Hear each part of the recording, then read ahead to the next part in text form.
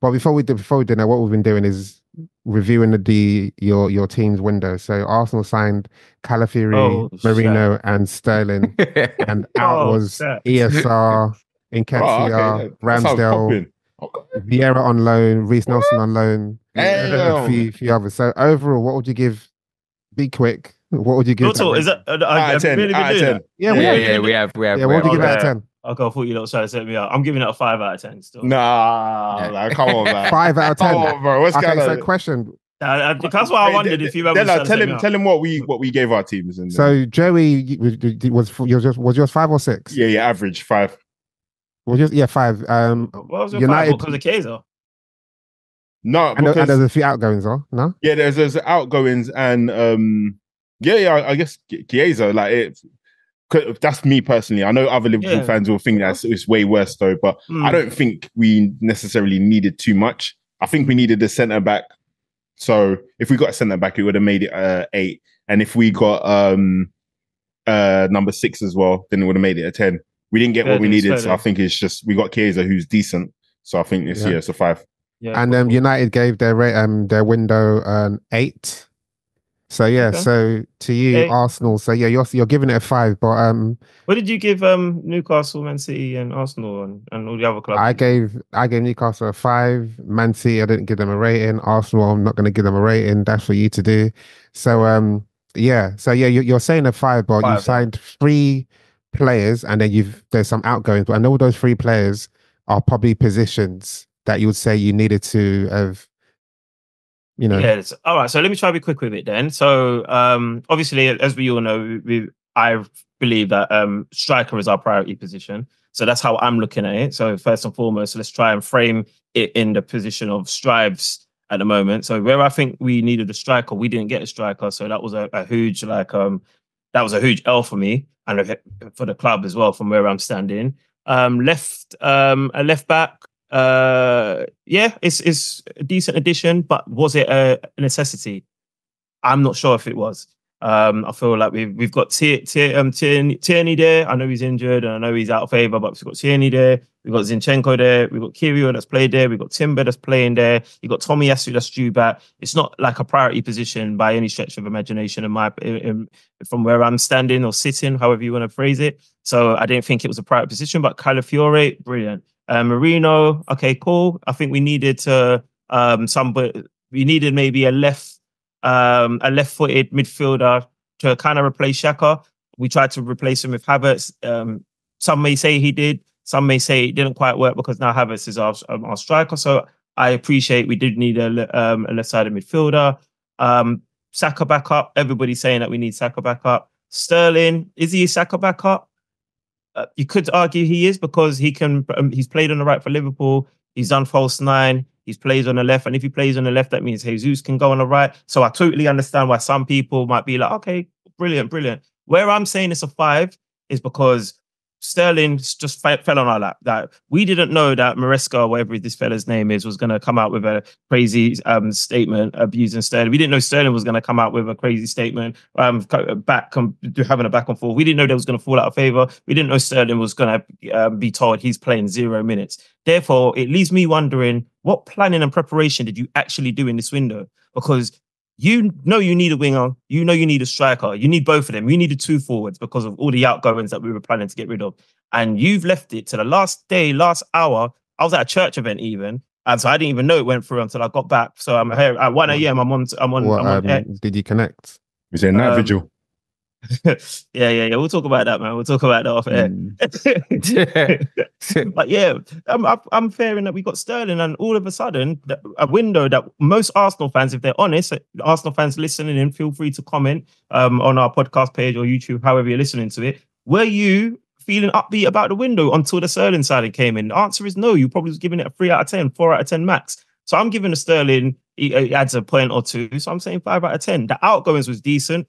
Ramsdale, he fell out of favour, but he fell out of favour with Arteta, but we should have sold him for more, in my opinion. That's always been my gripe with Arsenal. We're shit at selling. Claps for, I'm clapping. You probably won't hear it because of the noise reduction on the call. But for how we sold Nketiah, we held out. We got more money for him. Kudos for that. Vieira going on loan. He's lightweight. I understand it. Go and get some football, get your confidence, roll back in. Reiss Nelson, he should have been sold, not loaned. What's he coming back to do? You know what I mean? Who else is there that was gone? ESR. I miss ESR already because he's one of my star boys. He's gone to Fulham. I hope he does well there.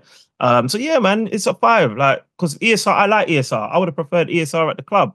What would it have been if you got a striker? If we got a striker, depending on the striker that we got, that's if you got Osimhen in. If you got Osimhen, what would it be? So Osimhen's gone to Galatasaray right now. On loan. It's mad, isn't it? When you think about that, bro. That is a mad deal. So like, if we got him in that kind of fashion, as in, you know what, no one wants you. We'll take you alone. We'll cover your wages, what have you not. I would probably say our window now becomes maybe a 7. And the only reason why I say it becomes a 7 is because Nketiah's out the door now. He's at Crystal Palace. He's all shined there, hopefully. Osimhen comes in. I believe Osimhen will probably be an upgrade on Nketiah. So I feel like we would be more strong. Because I think we're stronger after this window, by the way. I think. So what would it have taken to get you up to a 10? Because at Liverpool, I know what it would take for us to get a 10. So for it to have got up to a 10, we would have needed a striker. We would have needed what striker? Sorry, because you said Osimhen's a 7. So what? Yeah. So Isak. You know what? I want Isak. I would have taken even João Pedro. I've been a fan of João Pedro. Playing at the striker. You would take him as your. I would have taken him, and then I would have told Jesus to tack his bags and piss off, bro. Jesus, I'm tired of him, bro, man. I'm just gonna say it outlandishly. I've been tired of Jesus, bro. Wait, so you would want João Pedro to replace Jesus and then another striker, or because you'll be one man down? Havertz is now our striker, innit? So Havertz is our striker. The he's in form at the moment. So we need another striker on top of Havertz. Nketiah's out the door. We got Trossard that can, play as a backup striker. We also got Trossard that can play on the left. We then need another winger. Sterling's come and done that. I think Sterling can be competent. No, but say if the striker came in instead of Sterling. Say if you got Sterling. Instead of wouldn't be a 10. I think you would have needed. I think we needed a winger, and we needed 2 forwards. We needed 2 forwards, in my opinion. So a winger and a striker. Striker for me is more paramount. Okay, so just a striker couldn't make you a 10. No. So we needed a winger as well, and then you need the midfielder. So Merino, I'm cool with. Calafiori, I'm cool with. I think honestly, overall, like I hear what you're saying about how the signing of Raheem Sterling came about, but ultimately it still got over the line. And he's still going to play for the rest of the season. He'll contribute to the rest of the season. So if to have those 3 signings, and to any Arsenal fan, I know everybody wanted a striker, but to any Arsenal fan at the start of the window, if you said Arsenal would have got rid of all those players that they did and bring in a player that can cover, so Zinchenko doesn't have to play all the time, a player that can play in midfield and a player that can cover for Saka and also play across the front 3, you would have taken it. So I wouldn't lie to you, you're entitled to say, but I feel like to give it a 5. No, but Della, that's not even above average. But Della, Liverpool signed one player. That's not even above average. A 5 is an average, bro. No, I said not above average. That window that Arsenal did is look all those players that Arsenal have sold. You're now saying Arsenal are much, not say they're much. They are a better team than they were last season. I think they're slightly better. Whether they're slightly better, they still are. So at least now anyone on that bench now, Arteta can look at and say, I want you to come on. If you're looking at Reiss Nelson, you're like, nah. But now you got Sterling. You're looking at Trossard, you're not doing well. Oh, I could bring on Martinelli. Oh, I could bring on the Sterling. You know what I'm saying? What Sterling we're getting as well, by the way. I think that's true. That's true. Like Sterling, and I said it with the Ugarte signing as well. When United are coming, if you put the right player, if you put a player in the right structure, they'll thrive. It's as simple as that. Under Chelsea and obviously Arsenal, seen it first time with a Havertz. You're now putting someone in a structure and you see how they're playing. Sterling's proved that Liverpool he can play. He proved that Man City can play. He had 2 bad seasons at England. He had 2 bad seasons at Chelsea. But apart from Cole Palmer, who has had a good season at Chelsea. I understand what you're saying, but we still can't kind of you're not as good. Okay, so for instance, Mo Salah's in his last year of his contract here. Mo Salah's not. I'll let you say this, then we need to actually go into the game. Go into the game, no problem. Mo Salah's not going to, if he stays on at Liverpool, he's not going to get a ginormous contract moving forward based on all the things that he's done in the past. It's got to be on what he does today.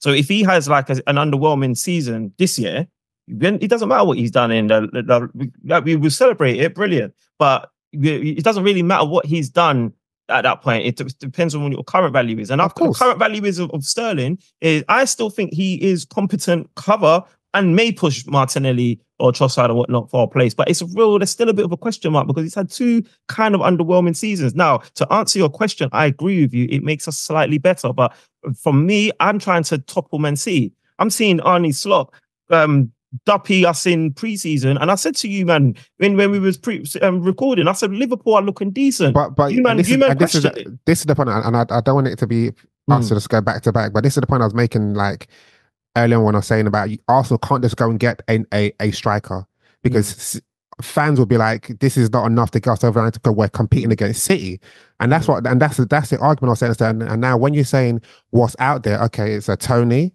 it's an Osherman, and it's Isak. Whether it's attainable or not, whatever. Yeah. Tony, I don't think he he's the one that moves the goalposts. And Osherman, I ain't gonna lie, I'm not a fan of Osherman, but that's the point I was making at this.